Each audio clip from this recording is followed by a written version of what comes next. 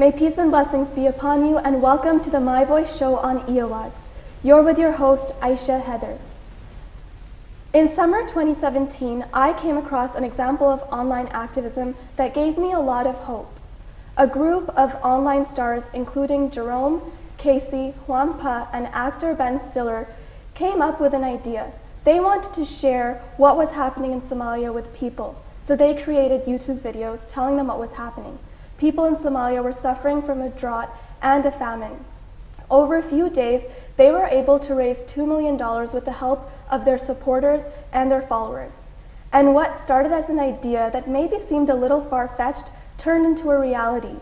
They were able to convince Turkish Airlines to send cargo planes of food to Somalia. They call themselves Love Army.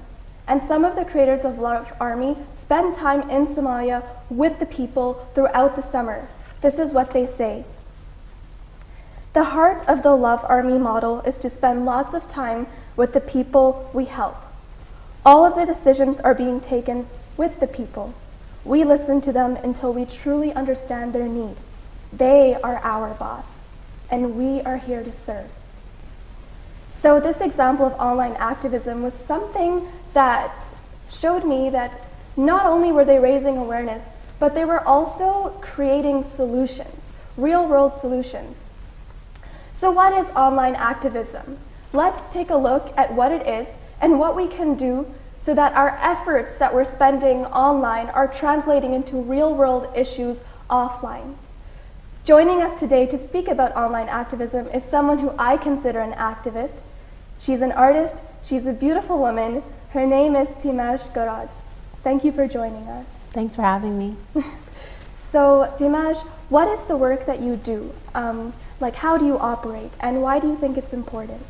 So I identify as a multidisciplinary artist, which means that I'm working in different art mediums to sort of tell my story or share my story and my insights. So primarily I'm a spoken word artist in terms of that's how people know me, but I also work in sort of the theater, playwriting sphere. I've been recently kind of experimenting with music and creating an album, and also just any kind of creative writing, so short fiction and that sort of thing as well. So my love is to bring together words, stories, and also some sort of a performance element to share it with people. And I do that in whatever way the creative energy comes to me. So I try not to stick to a particular genre or medium, and sort of experimental in a sense.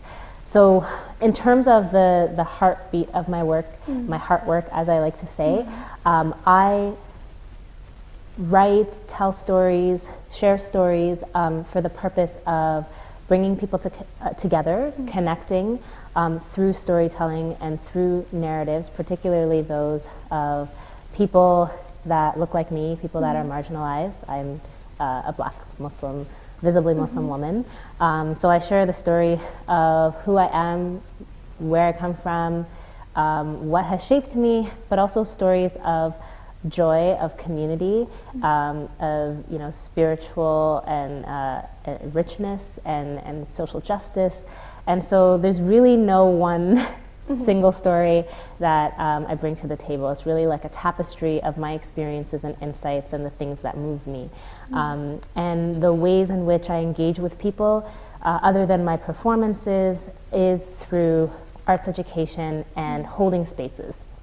I like to consider myself a curator of sanctuaries. I once had a conversation with a friend, and we were kind of talking about mantras and how we sort of remind each other to keep going when things are difficult, and to keep doing the work and striving. And we came up with this idea of creating a sort of a very succinct and rich purpose of what it is we want to bring into the world. And now I bring this kind of idea into my workshops, and for me it's curating sanctuaries for myself and for others as well. So holding space within my art where I can be authentically me, where I can heal, where I can give back to myself and process what I'm going through and what I'm experiencing of the world, but then also creating those sanctuaries for others to heal and grow and experience and develop through creative mediums as well. So that's in a very long nutshell what I do. What you do, yeah. So earlier we were talking about how you feel like you do a lot more of your work offline, on the ground, but that you do also need to have a presence online because it's very important for artists to have an online presence too in today's world. So to you, what is online activism? What does that look like? What is it? Yeah, so my work, again, would not consider myself in, I guess, whatever the truest sense of the word is, an online activist, or haven't used that label. Even the label of activist to me doesn't resonate as deeply because I really think that when we're talking about activism, there's nothing wrong with that word per se, but I think it's been really limited in the scope of what it is. We don't see the everyday activist as a true activist. We see activists as people on protest lines, on the front line of a very kind of, physical type of activism or visible type of activism. And for me, my philosophy is that everything is political, which also means the personal is political. So I really delve into within my work the intimate political spaces, as a racialized woman, as a Muslim woman, as someone who walks through this world with a target on their back, literally and figuratively. And it's really about kind of carving out spaces within to heal and understanding that that is a form of activism. There's a really beautiful quote by Audre Lorde, who is a brilliant writer and an activist in her own right. And she says, self-care is not self-indulgence, it is self-preservation, and that's an act of political warfare. And hearing that for the first time is what really kind of shaped my understanding of what it means to kind of expand our understanding of activism into that political space where activism and movement is also moving within yourself and healing within yourself and moving in this sort of micro within yourself and meso kind of community spaces too, and not just on a visible or macro level. And for me, I really kind of operate as an activist in the micro and meso level, meaning the personal, the intimate within myself first, which of course is tied to my spiritual identity and my understanding of activism as an integral part of Islam, but also in the meso space, where it's community building, where it's doing what I can with the strengths and gifts that I've been blessed with to create change within my community with whatever capacity I have. And for me, that's been through the arts. It's also been through integrating mental health within the arts. I have a background as a mental health worker. I've been blessed to be a social worker, a social service provider in various different areas, including working with newcomers. So I try to kind of carve out those different spaces to engage in the arts using those different tools that I have. Okay. Yeah. So I guess most of your experience is offline, it seems. Right. And but I'm sure that you do. I'm sure that you, like you mentioned earlier, you are engaged in like the online space too. It may even just be like knowing the organizers of online campaigns, like the Me Too movement, right. And the Black Lives Matters movement. Whereas you might just, you mentioned how you perform there at the events that they hold, or you're involved in sort of more of ways like on ground. But because you are sort of intimately, you're like you're a part of these movements still, right? What are sort of the real world benefits of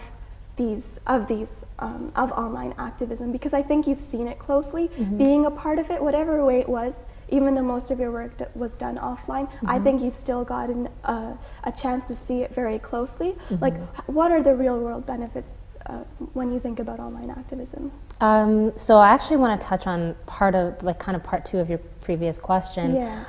My definition of online activism, not only that the personal is political, but also that, online activism, it's a critical part of the way in which people engage in today's world. Yeah. So having some sort of a presence online, it's completely changed the way that people engage with, social justice movements. I think it's sort of a double-edged sword. Yeah. There have been ways in which it's moved the conversation forward. It's been connecting people. It's given people, particularly folks that don't have access because of, chronic disability or chronic pain and invisible disabilities, they may not have access to the more public forms of activism. And so the online space has really carved this amazing opportunity for people to still engage in the political sphere in ways that are very mobilizing.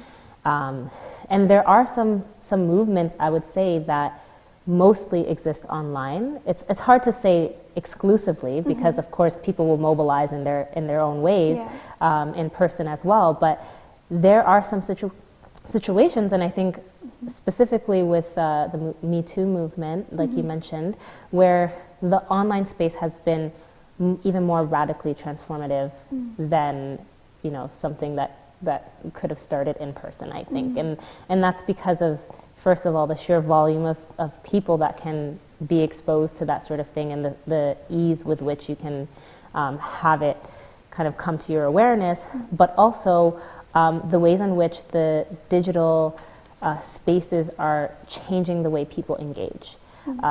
More people are feeling sort of empowered to also join the conversation in ways that maybe are more comfortable behind a screen than they are in person.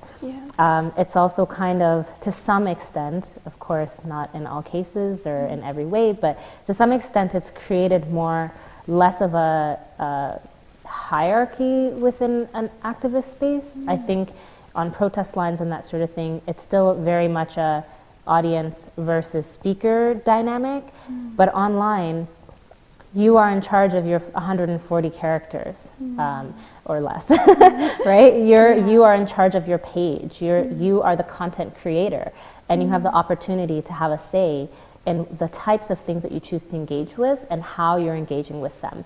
It's then up to the person how they want that to translate in their personal life. I still think we have a really important responsibility to not just be activists online, in the sense that even if you're not doing overt forms of, in-person kind of physical activism, it should still change you. It should still move you to change in whatever ways are accessible to you as a person, to your family, to your friends, to your community, and even to the ways in which you treat yourself or the ways in which you think about the world around you and others. So it needs to have real world impact, of course, but I think the biggest, beautiful change and progression that's happened with the digital space is the accessibility and the fluency with which we're able to engage with each other. And it's changed the language too. People are using better language for the most part. Okay, so we're just going to take a short break, and then course. we'll be back, and we're going to talk a bit more about online activism, so please stay tuned.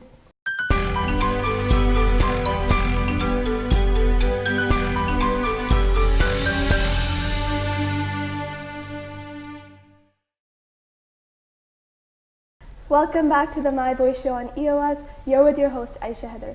Before the break, we were speaking about online activism with our guest, Dimaj Garad. We talked about some of the real-world benefits of online activism.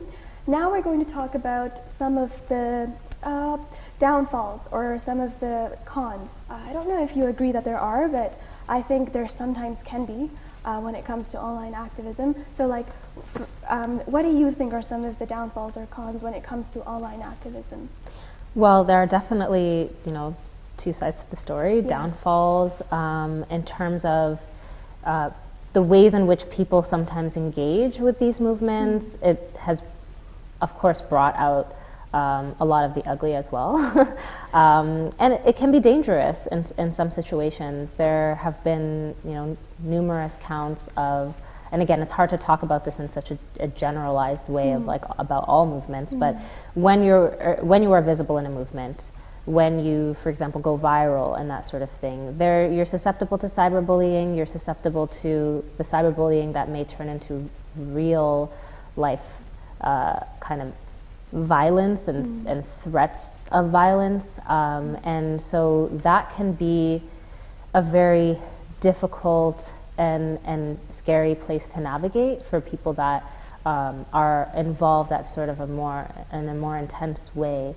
And so, and there, you know, of course, we can kind of get into the different ways in which that happens, but I think that the safety piece is something that is the most troubling, as well as the, you know, some of the really dehumanizing qualities that you kind of that kind of come up, or the conversations that come up. Like whenever you have a movement, there's always a reaction to it, right? Yeah. Like there's with Me Too, there's like those, I can't remember what they're called,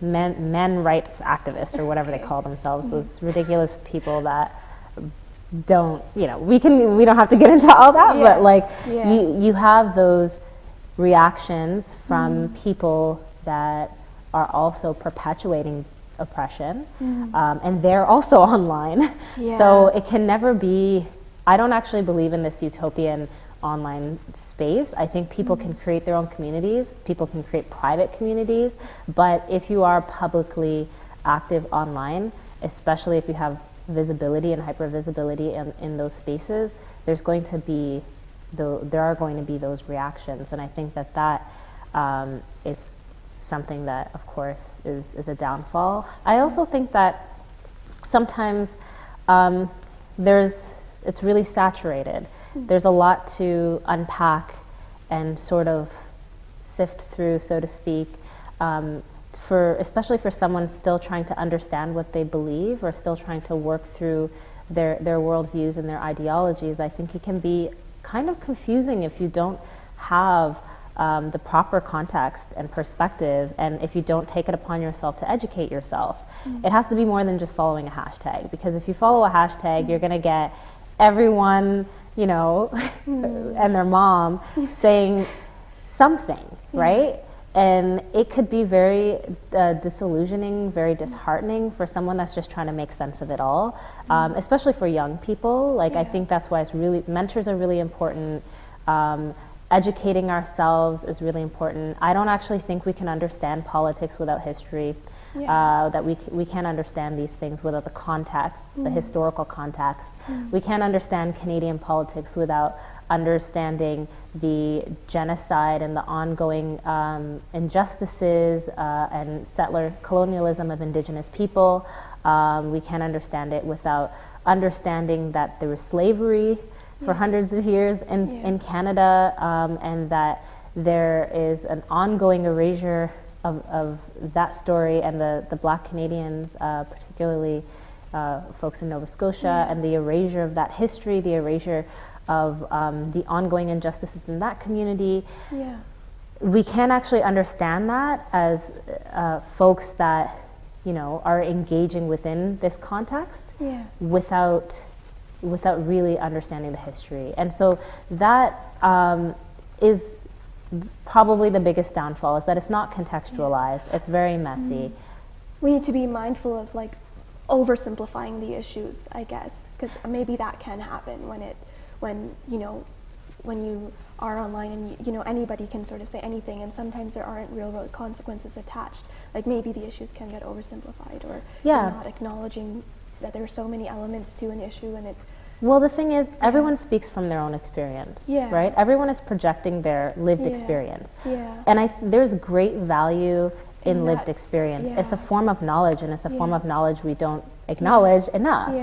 But that being said, we need to kind of understand the context of our experiences to be able to really have a nuanced understanding of our political reality. Like if we're talking about activism and politics, and not just like partisan politics, I would say not really that, but politics in terms of, you know, the manifestations of our, you know, social realities, or the existence of our social realities and the ways in which we walk through this world and identify with those social issues or realities, that needs to be contextualized in a proper understanding of what's actually going on. And we can't know what's going on without understanding the context, and that comes from understanding the history, that comes from understanding the work. There's so much work that's been done. Even when we talk about the Me Too movement, people are sort of just, again, and this isn't to say that the people that are sharing their stories necessarily, this is to say the op-eds and the folks that really want to sort of extrapolate. There's a lot of this work has been done by feminists, intersectional feminists, particularly Black women. Black women a Black woman is the founder of the Me Too movement, and that often gets erased from the conversation. Oh, wow. I had a friend that said she went to women's marches across the states, like several of them, and out of a bunch of them, I think she said something like 7, there was only one that actually brought up the founder of the Me Too movement. So there's, and this is also sort of, these are the layers of, political activism or engagement and community work that kind of repeat history a bit, right? Like when we are operating under this kind of like tunnel vision of, not really taking it upon ourselves to educate ourselves about the context and just working based on our understanding or our experience of the situation, you're bound to kind of repeat the mistakes of the past. And I think online people are more vulnerable to that because it's so messy, it's so hard to kind of find your way through all the hashtags, and it's like a traffic jam, right? Like you're like trying to follow a car, and then the car goes somewhere else, and then you're in a traffic jam and you're like, where's the car? Like maybe that's a terrible metaphor, but for a poet especially, but it's one of those things where like we need to do the work and find ways of engaging. I also kind of want to bring up this idea, one of the downfalls is the creation of an echo chamber.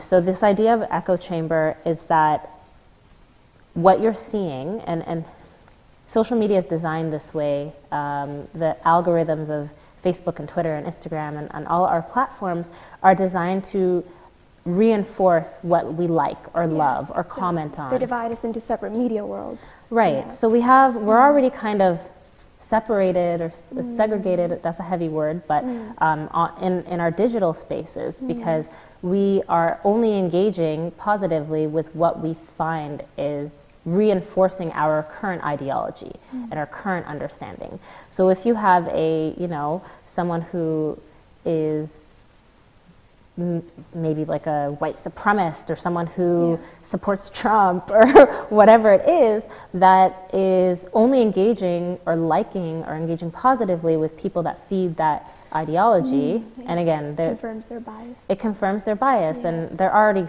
pretty, I would say, far from the opposite of that. But if you're not seeing content, engaging content, or engaging with content that is separate from your current ideology, and by design you're not, then it's just everyone with an opinion that's reinforced by a similar opinion to theirs, and that creates that chamber effect, the echo chamber. And I guess as people who are trying to get a message across online, I guess it is important for them to keep that echo chamber in mind, because are the people who need to hear your message actually hearing your message?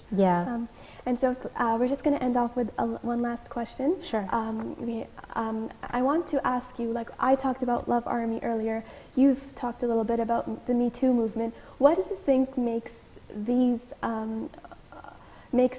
sort of online campaigns successful? Before I answer that question, I just want to add that even though an echo chamber can be harmful, particularly if you have violent and harmful opinions of others and discriminatory opinions of others, it also can create community. Amongst people that, so, and I don't want to lose that point, because I don't believe in this idea of preaching to the choir. I think, preaching to the choir or preaching to the converted, or however people want to phrase that, is actually what community building looks like. It's capacity building, because no one person has the same experience or understanding or worldview. We can still learn from each other. So I don't necessarily believe in only engaging with people who think very, very differently than us, but of course we need to build a more cohesive understanding of each other and still create a bridge in some capacity. But yes, to get to your So earlier we have about question. 2 minutes, so just really quickly, what do you think, if you can, I don't want to rush you, but if you feel like you can answer that question just really quickly, what do you think made the movements like those successful? Or what do you think in general makes a movement successful if it's online? I think what makes a movement successful is people's ability to connect to it. And it sounds very simple, but it is very simple. It's, what do people resonate with? Like, what is actually true to what your experiences are, or enlightening and insightful to an area of the human experience that you're maybe not familiar with but can empathize with, right? So I think in particular Me Too did that really, really well, and I hate to talk about it as if it's like just the only. Right, or the only, but not just that, like as if it's just some campaign, because it's not, it's more than that, and it has become a lot of different things, but it has done it did a really good job at empathizing, or allowing people to empathize with each other, and operating from a sort of heart-centered, compassionate place. Because you can say, Me Too, you can identify with that, you can share your story. So any kind of space that allows you to share your story is a space that is resonant, and I think that also, kind of to bring it back full circle, is the power of storytelling, right? Is we really are, when people talk about activism, and it's not just about lobbying and all the kind of like partisan things attached to that word, it's about, or even like the kind of frontline things attached to that word, it's about really connecting and sharing stories and empowering others to share their stories, and healing as a community. It's about liberation. All right. Yeah. Thank you so much, Dimash, for joining me. I appreciate all the work that you do, and continue sharing and reaching millions of hearts, I hope, inshallah. Inshallah. Thank you so much. Thank you. And thank you to you for joining us. We'll be back next week. In the meantime, if you'd like to get involved, contact us at myvoicecanada.com. Thank you, and take care from My Voice on EOS.